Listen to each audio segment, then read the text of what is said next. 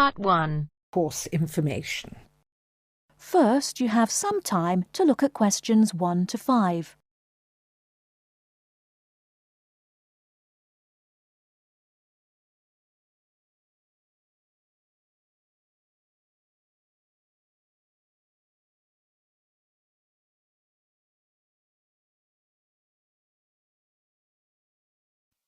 Hello, I wonder if you could help me. I am interested in enrolling in your MBA programme. Could you give me some information, please? Yes, of course. I'll take a few details first of all, and I'll give you a copy of our prospectus. Oh, that's okay. I already have one here. I've been researching the MBA courses in the local area, so I already have lots of course information. That's great. OK, so first of all, can you tell me your name, please? Yes, of course. It's Anne Horbury. Horbury, is that Hawberry? Yes, that's right. OK, and what's your date of birth, Ms. Horbury? The 22nd of May, 1981. That's great. And you were born in the UK? Yes, I was. All right, can you give me some contact details, please? Sure. My address is 26 Simon Place in Brighton, and my telephone number is 01903 714 721. Sorry, can you tell me your contact number once again? Yes, it's 01903 714 721. OK, great. And do you have a mobile phone number? No, I don't. Is it important? No, that's OK. I'll just write it on your form, no mobile phone. Now, just a few additional questions. Before you hear the rest of the conversation, you have some time to look at questions 6 to 10.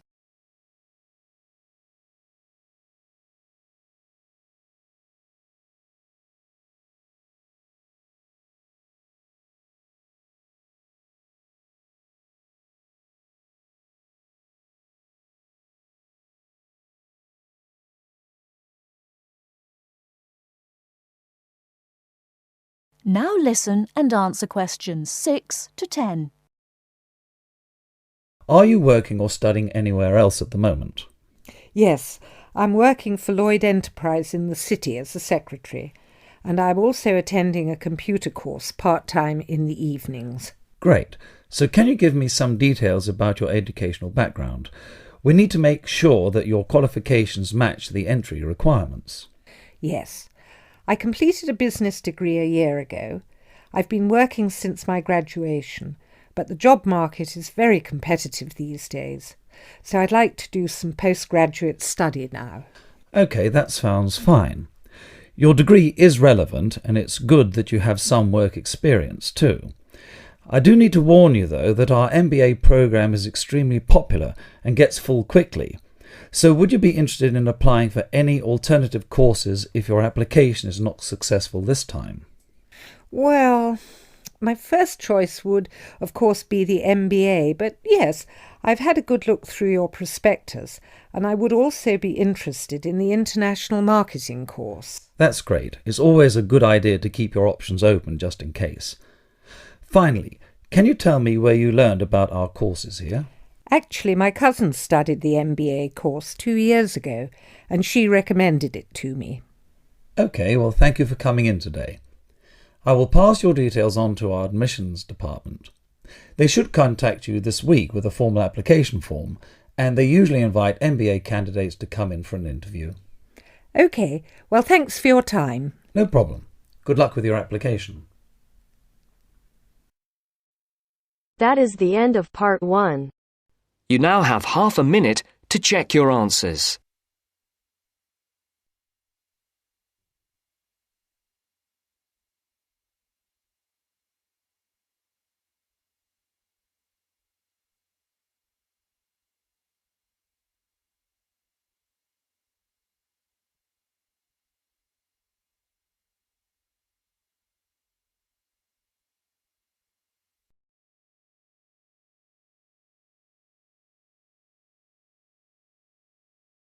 Now turns to Part 2. Part 2. You are going to hear a talk given by an international student. First, You have some time to look at questions 11 to 16.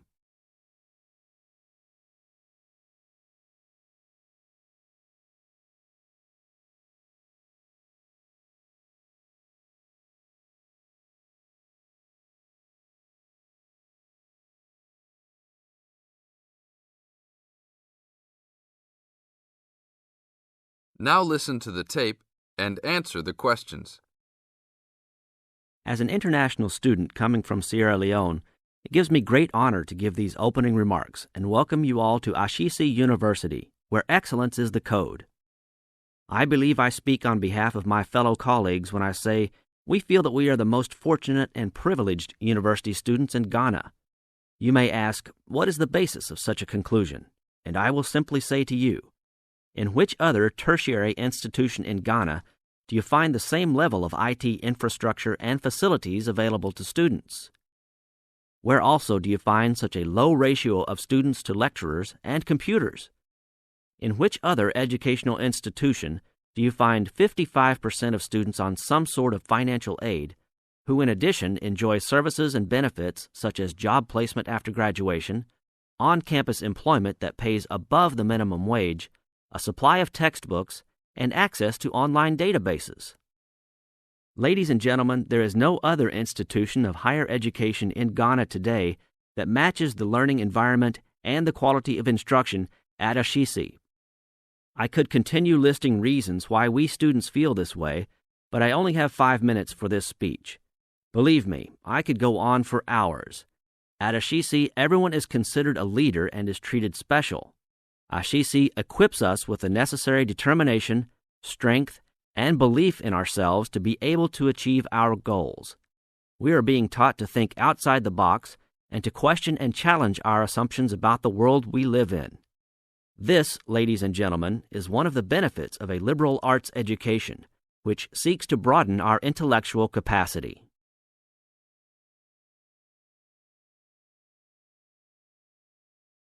Now look at questions 17 to 20.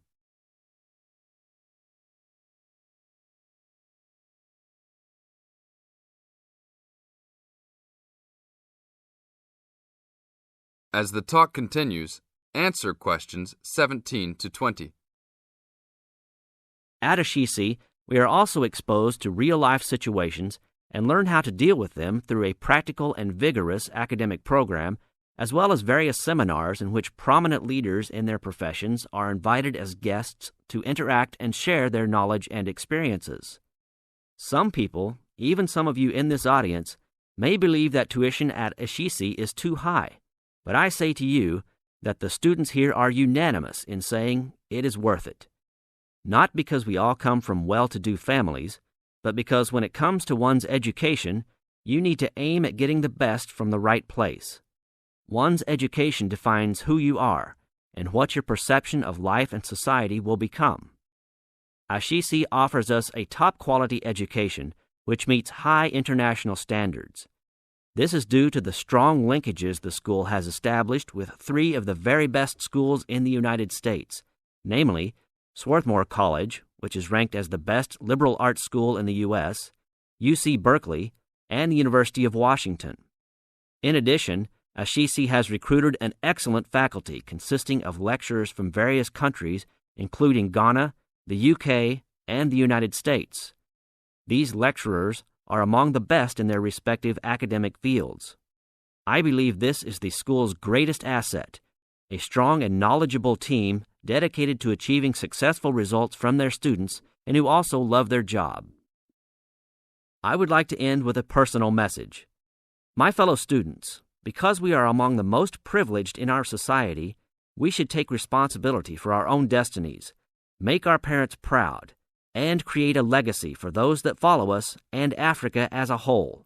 We must give back to our society after completing school and achieving our goals in life, which I believe we all can if we properly utilize our time and take advantage of all that is offered here at Ashesi. That is the end of Part 2. You now have half a minute to check your answers.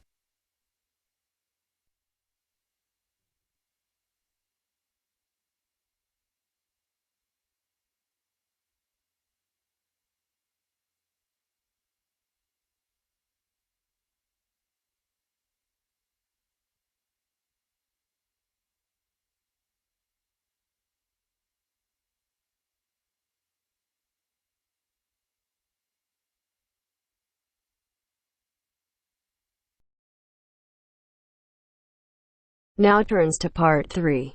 Part 3. You are going to hear a conversation between an agent and Scott. First, you have some time to look at questions 21 to 25.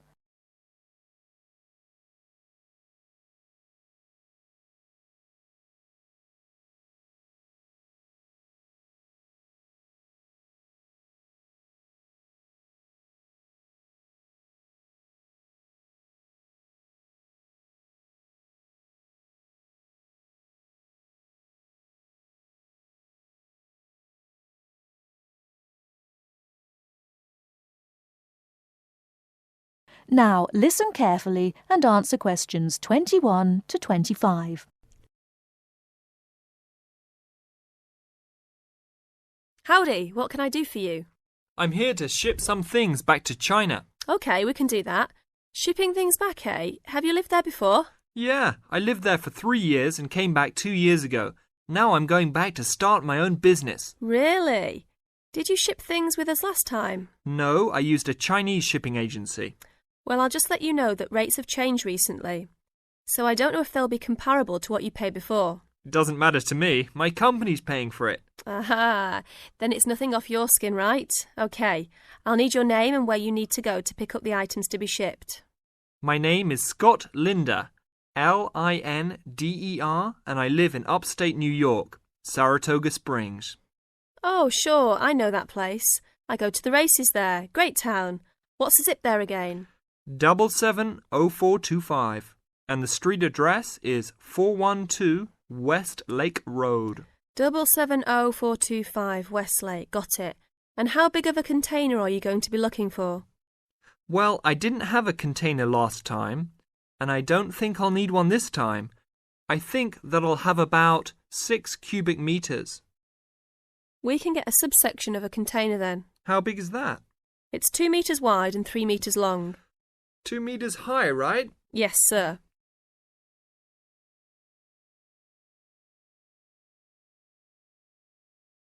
Before you hear the rest of the talk, you have some time to look at questions 26 to 30.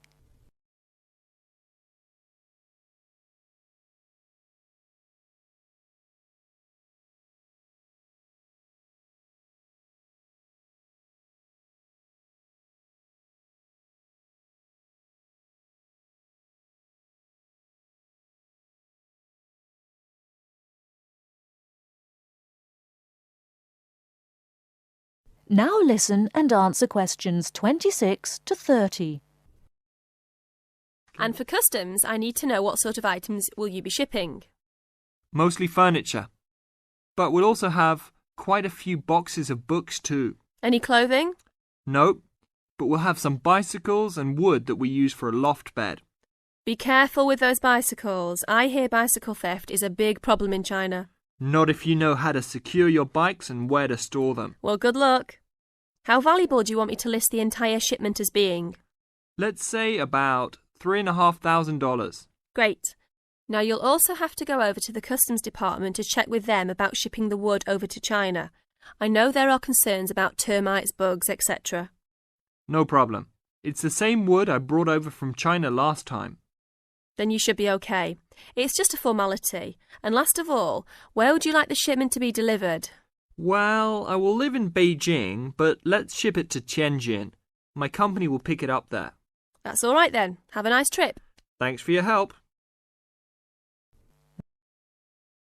That is the end of Part 3. You now have half a minute to check your answers.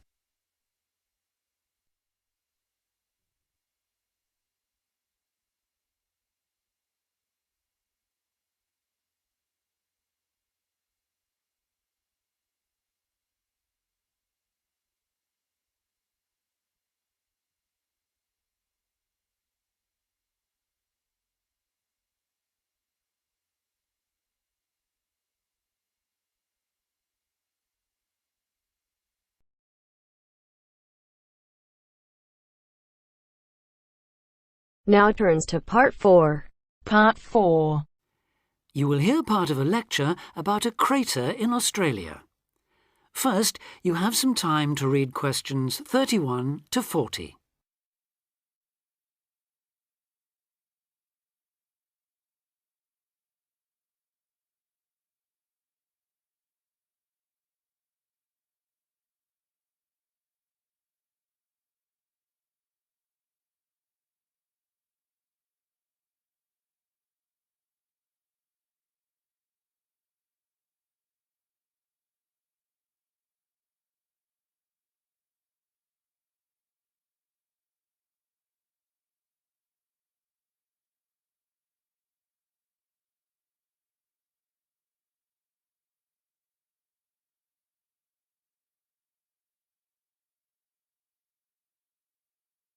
Now listen carefully and answer questions 31 to 40.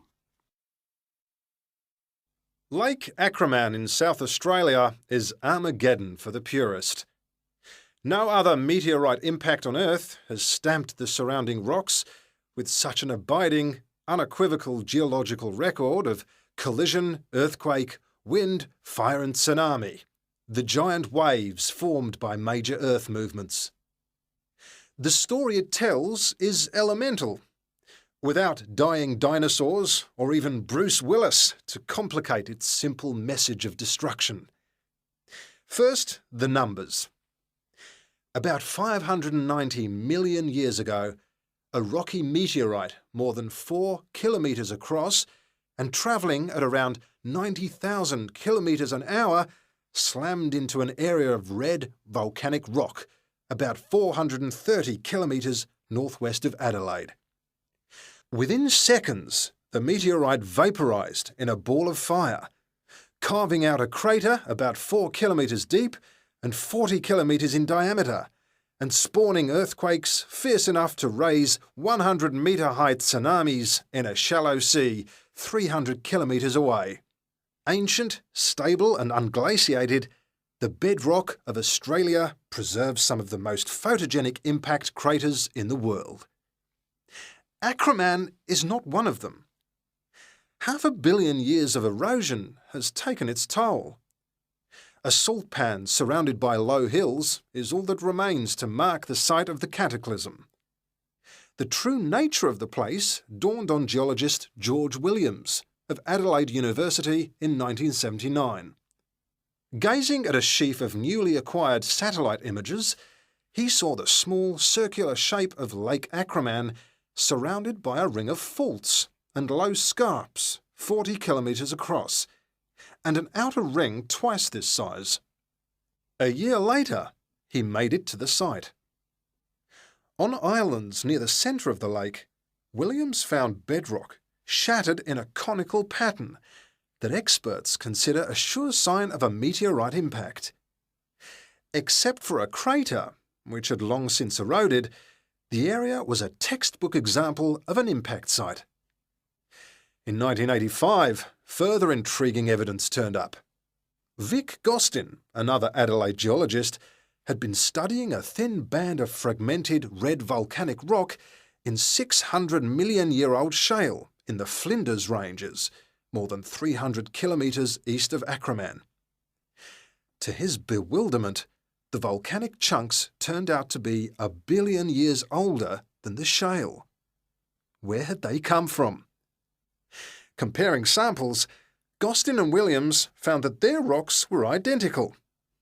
The red rock in the Flinders Ranges had been blasted there from Acraman. Later, the same material turned up at sites 500 kilometres from Acraman.